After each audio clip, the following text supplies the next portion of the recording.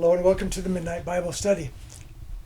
Tonight's topic is an epic discussion of the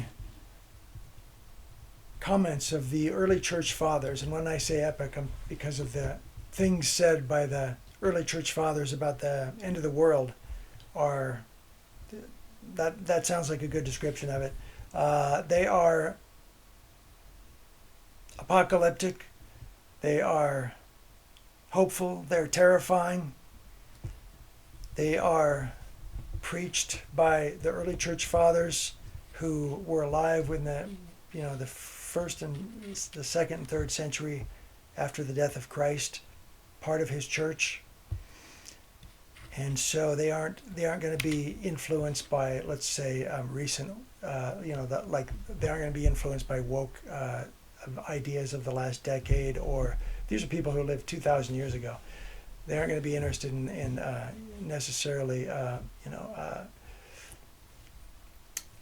various things like feel-good Christianity, things like that, that we sometimes see. I don't know for sure whether that kind of thing was around back then, but I don't think so. But if they were, it's certainly not what they're talking about here by the early church fathers. So we're talking about the end of the world. Start off with I'm not going to cover everything, but just some key points about the end of the world that they bring up. Melito in the second century after death, year 170, says, so will it be at the end of time. There will be flood and fire. The earth will be burned up together with its mountains. Mankind too will be burned up along with the idols which they have made, but the just will be preserved from his anger. That last line is very hopeful. It's key. It's essential that we all are aware of this. The just will be preserved from his anger. But who are the just? Well, the just are the ones who are they the ones who are saved by faith alone? Well, not according to the Bible. According to the Bible, we're saved by faith and obedience. Now, that's been debated. There are Protestants who believe it's faith alone, and they've debated this issue, and they've lost the debates. But nevertheless, it's biblical. It's by faith and obedience. So it's essential to understand that. After all, they did say mankind too will be burned up along with the idols which they have made. We want to get this right, don't we? We don't want to miss something like obedience. All right. And if you doubt me on this, just read the Bible. Read the New Testament. Even just the New Testament. You'll find that point over and over and over. It's incredible that's missed. But why do we speak of, this comes from Irenaeus, 2nd century, year 180. But why do we speak of Jerusalem? After all, the desires of the whole world must also pass away when the time for its end has come. This must take place so that the fruit can be gathered into the granary, but the chaff left behind may be consumed by fire. So this is referring to one of Jesus's parables about the wheat and the chaff. And so we don't want to be the chaff left behind, thrown in the fire. So again, these early fathers, they weren't sugarcoating in order to get likes on YouTube or on Facebook or something like that. They weren't into feel-good Christianity. They would just tell you, look, there's going to be chaff and there's going to be wheat. The chaff's going to be thrown in the fire and burn up. Now, they may not have, been as popular as, let's say, some certain televangelists who have mass popularity with feel-good Christianity. That's the price you have to pay for telling the truth. In fact, they crucified Jesus because he told the truth. They crucified him. So, nevertheless, the truth does endure. Let's move on here. Tertullian in the 2nd century, year 197, said, "There is another account of greater necessity for our offering prayer on behalf of the emperors," that's the Roman emperors. "In fact, we should pray for a complete stability of the empire and for Roman interests in general. This is because we know that the mighty cataclysm hangs over the whole earth. In fact, the very end of all things threatens dreadful woes. And this is only held back by the continuing existence of the Roman Empire." Now, that's an interesting point he makes there. But listen to this. "We have no desire then to be overtaken by these dire events. In praying that their coming may be delayed, we are lending our aid to Rome's duration. So he's suggesting here that, as long as we can keep Rome alive, that we can postpone the cataclysm, it sounds like. And so the question is, well, did he get it wrong? Well, maybe, but it also, his last line here is, in praying that their coming may be delayed, we are lending our aid to Rome's duration. So maybe their prayers were answered. I would argue that the Roman empires, there could be a revived Roman Empire. The European Union could be a version of the revived Roman Empire, and that the Antichrist would come out of that empire. In fact, I could make that argument, and maybe on some other day I would. So, but nevertheless, let's move on to one other thing Tertullian said in 197. But what a spectacle is that fast approaching return of our Lord, for he will now be with acknowledged. Now, fast approaching, was he thinking he's going to come next week, next year, back in the year 197? Or was he thinking that we're all going to meet him on the day of our death, which could come anytime? I don't know, but the fact is Tertullian already had his end times. He already met the Lord. So we all need to be ready, because we don't know whether it's today, tomorrow, or in 50 years. We need to be ready with our oil in our lamps.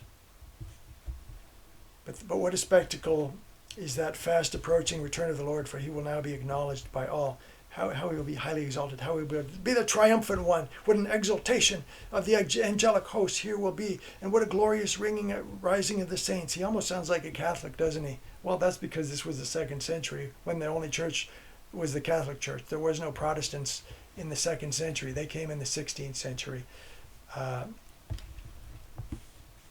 What a kingdom of the just there will be thereafter. How great will the city will be, the city of New Jerusalem. Yes, and there are other sites. That will be the day of judgment. There's Tertullian mentioning the day of judgment. So again, there's nothing to fear here. Jesus said over, I believe, 365 times. I haven't counted them, but I believe that's the number. Fear not, fear not. Do not be afraid. Do not be afraid. And how can we not be afraid? Believe and obey. Believe and obey. We have to go beyond the platitudes of the popular views. Perhaps we just need to dive into the Word and find out what the Word really says. What does it really say? How did Jesus really set up the church? What were the sacraments that he set up in the Gospels? And do those sacraments line up with the Catholic Church or not? So we should look into that. I mean, we need to look into it, because it's the reason why that's important is because we need to get this right. All right. God bless Protestants. I was a Protestant myself. I was baptized a Protestant as a baby. I remember it, actually. Believe it or not, I remember that. And I remember having my first experience of God in church, and in a Protestant church. And that's a whole other story, though. But all my ancestors are Protestants, and I pray for them. God bless Protestants. God bless them. And I hope for the redemption of every Protestant. And there are some Protestant pastors who claim that Catholics won't go to heaven. So these guys, I don't know what they're thinking, but they do say it. I mean, the things they say are kind of off the deep end. All right, Hippolytus, 205 here, 3rd century, 205 AD. When at length the judge of judges and the king of kings come from heaven, he will overturn the whole dominion and the power of the adversary. He will also consume all of them with eternal fire of punishment.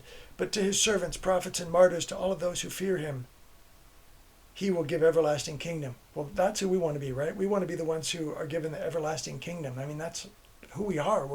As Christians, we're God's family. We're his children. He's giving us the everlasting kingdom. We are them. We are those, right? We want to be that. But to those who are his servants and his prophets, but who are the ones who get that kingdom? Those who fear him. That's what it says here, according to Hippolytus in year 205. But those who fear him. But who are the ones who fear him? the ones who obey him, the ones who fear, they obey.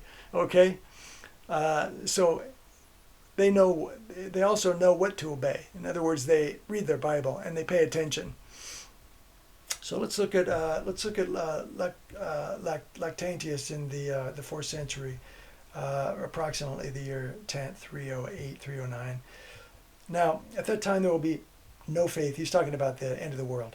At that time there will be no faith among the men, peace, no kindness, nor shame, nor truth, nor peace. As a result, there will be no security, no government, nor any rest from evils. The entire earth will be in a state of tumult. Wars will be rage everywhere. All nations will be in arms and will oppose one another. So we're not quite there yet, but there are certainly plenty who are hoping we'll get there soon. I mean, this seems to be what anarchists strive for. But anyway, we're not there yet. Let's look at Origen. Now, these early fathers they're men. They may not be right on every point. They may they may disagree on one point, like the one I'm about to read. Jacob is the first one. This comes from Origen 2:25. Jacob is the first one who provides any information about the end of the world. Our Lord and Savior says, he's quoting Jesus, "Heaven and earth will pass away, but my word shall not pass away." So he points out so according to Origen, he points out that the world must come to an end. So if you take it on its face, that's what it seems to say. We're shortly going to read another point of view, which varies slightly from this. And so it could be a matter of interpretation. Did he mean that literally, or did he mean it figuratively? Like, could it have been what passes away is like the division of heaven and earth? That's just a possibility. But let's keep going here. This has pleased Christ, that the dead should rise again. They will rise with their bodies, and those too will rise again who have been burned with fire of the world. This will happen when 6,000 years have been completed and the world has come to an end. So if the 6,000 years is right, then this isn't going to happen for a while yet. We'll just have to see. Now this is Commodianus in the year 240. I'll move down a little bit. He says, "Those who treat God of no account will perish by the fire, and the 1,000th year is finished." So whether we're here for when the 1,000th year is finished or not, the point is those who treat God of no account will perish by fire. So who are the ones who perish by fire? Those who treat God of no account, and there are plenty. There are plenty who treat God of no account. That's a tragedy. That's an absolute tragedy.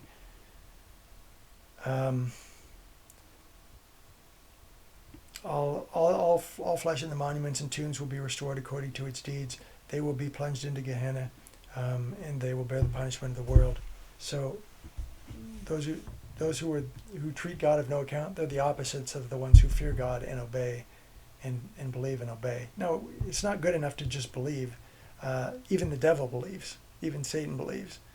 But is he obedient? Does he obey? Or is he rebellious? Those who treat God with no account will perish when the 1,000th year is finished. All right, the end of the world comes suddenly. That comes from Cyprian 250, third century 250. The world comes suddenly, so it comes suddenly. This whole end of the world scenario could rush upon us suddenly in the most unexpected black swan type of event, or our own little life could end just that suddenly. Perhaps it's the same thing. And in that case, we want to make extra certain that we're among those who not only believe but also are obedient. Those of faith who also are obedient, and who are baptized, and who have confessed their sins, and who have drink according to the Bible, right out of the New Testament. Those who do not drink my blood or eat my flesh are not saved. I mean, I'm not saying it. It's straight from Jesus' mouth in the Bible. See, probably we should be reading our Bibles and finding this stuff out, because it may turn out to be crucial later on. We don't want to be like those virgins who showed up with their candle, their lamp, have no oil in it. All right. So, Victorinus, this is 280, 3rd century. When the 3 years and 6 months is the tribulation period, 3 year of end times, 3 years and 6 months are completed, and the preaching of Elijah and Satan will be cast down from heaven. For up until that time, he's had the power of ascending, and all the apostate angels, as well as the Antichrist, must be roused up from Hades. And I saw a beast rising up out of the sea like a leopard. This signifies, according to Victorinus, this signifies the kingdom of that time of the Antichrist, and the people mingled in a variety of nations. I guess that's different from the United Nations. Anyway, we're talking about the beast rising up to the sea and the leopard. This signifies the kingdom at that time. So another vivid picture of that time. All right. What about Methodius in the year 290? And it is not satisfactory to say that the universe will be utterly destroyed. Now, this is where we disagree. He disagrees with Origen about the destruction of the earth. It is not satisfactory to see that the universe will be utterly destroyed and that the sea, the earth, will no longer exist. For the whole world will be deluged with fire from heaven. And they agree on that part. They all agree on that part. In fact, that's something to be aware of. The whole earth will be deluged with fire from heaven and burned for the purpose of purification and renewal, which is another, purification by fire is another New Testament biblical idea. However, it will not come to complete ruin and corruption. God did not work in vain. Okay, Methodius goes on. He made it to exist, to be inhabited and continue. For in reality, God did not establish the universe in vain, for only to be destroyed, as those weak-minded men say. So, apparently this was perhaps a hot topic, a controversial topic about whether God will actually destroy the earth or not. I don't know I'm not really that concerned about it, one way or the other. I'm more concerned about faith and obedience. There you go, guys. There's just a quick overview of some of the things said about the early church fathers about the end of the world. God bless you, and good night from the Midnight Bible Study.